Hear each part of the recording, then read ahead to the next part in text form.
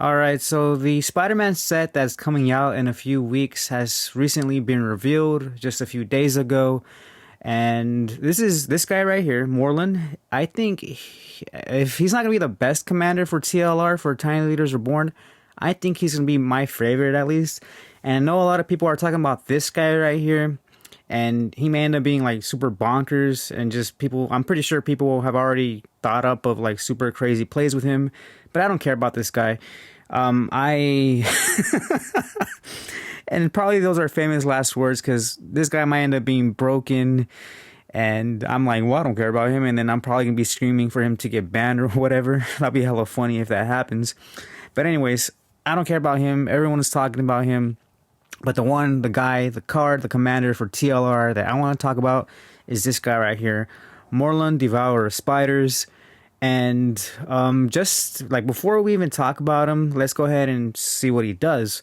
So for X and 2 black mana, you get a legendary creature, vampire villain. He's 2/1, lifelink. Morlun enters with X +1/+1 counters on him. When Morlun enters, he deals X damage to target opponent. And if you guys know me, I know my channel is really young. I just started like a couple months ago. But if you've noticed, there's a trend with my channel on what the type of commanders I like to play. You know, my first deck was Papilito Totolimo, aka Papa Doc, and he's kind of like a life drain deck. And he's Orzhov. Now we have a black creature right here that does a lot of damage when you pay X into him. And just seeing that, my jaw dropped the floor. Not because I think this is going to be broken. Who knows? He may not even end up being a good commander for TLR. But I don't care about that. I just care that he fits my play style. I love draining my opponents. Although this one's a little different because he does X damage, which I think is a little bit worse because I prefer life drain over damage because damage can be prevented in a lot of cases. Life drain really can't be prevented unless you counter the card. But anyways, this guy fits my play style. I love doing shenanigans like this, and I can't wait to like sleeve this guy up. And I am going to be playing a bunch of cards like Exsanguinate, like Torment of Hailfire, like Profane Command, all those cheap, dirty, disgusting cards.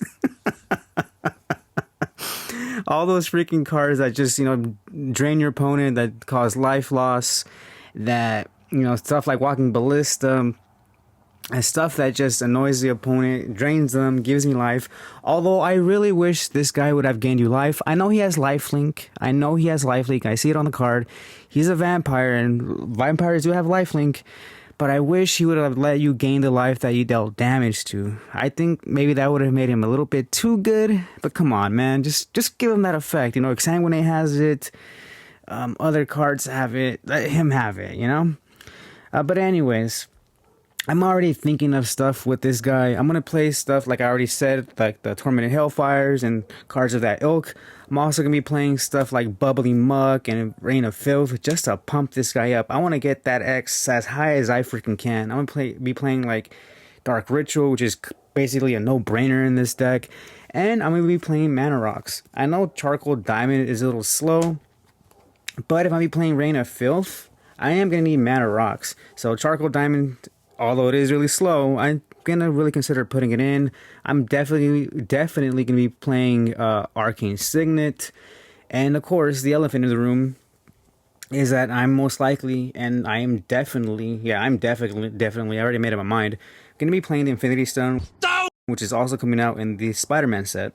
And ooh boy, is that card freaking expensive. I think the last time I checked it was like $150. Hopefully that's just like the pre-order, like the hype, like the pre-release price.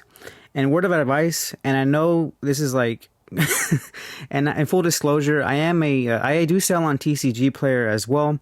I just started this year. But word of advice, guys, never ever for any card game, especially this game or any other card game, buy or pay the pre-order prices on TCG Player or on any website.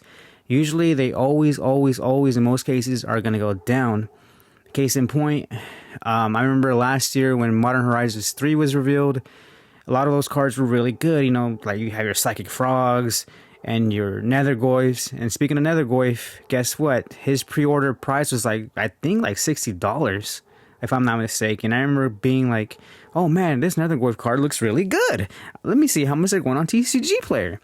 And they were like $60, and I was like, oh hell no. I mean, I really like Nethergoyf, but I ain't paying that much for him. But needless to say, he went down because once we get closer to the release date, and once the release date actually happens, you know, people are buying the cards, buying packs, ripping packs open, pulling a bunch of the cards. And yeah, with that, the supply goes up, and therefore the price usually goes down. So, like I said, never pay the pre-order price. Just be a little patient if you can. Usually, I know we're only a few weeks out, but hopefully that happens in this case where Infinity Stone does go down. Hopefully, like under the $150. And if it doesn't, to hell with it. I'll just bite the bullet and end up buying it anyways. So, hopefully it goes down, but you know, it is what it is, and I'll do what I have to do in order to get that card. But yeah, so like I'm saying, I'm going to be playing stuff that, you know, interacts with swamps, obviously. Walking Ballistas, Torments of Hailfires, Consuming Corruptions, Profane Commands, a bunch of Mana Rocks for black decks, a Bubbly Muck, you know, Dark Ritual, and Reign of Filth, all those cards, like cards that refill my hand, because with these decks, you know, they often deplete your hand, and so you'll have to refill it. Also board wipes, because if I play against a creature heavy deck, they're just going to be amassing creatures on me, and I'm not going to be playing a lot of creatures in this deck.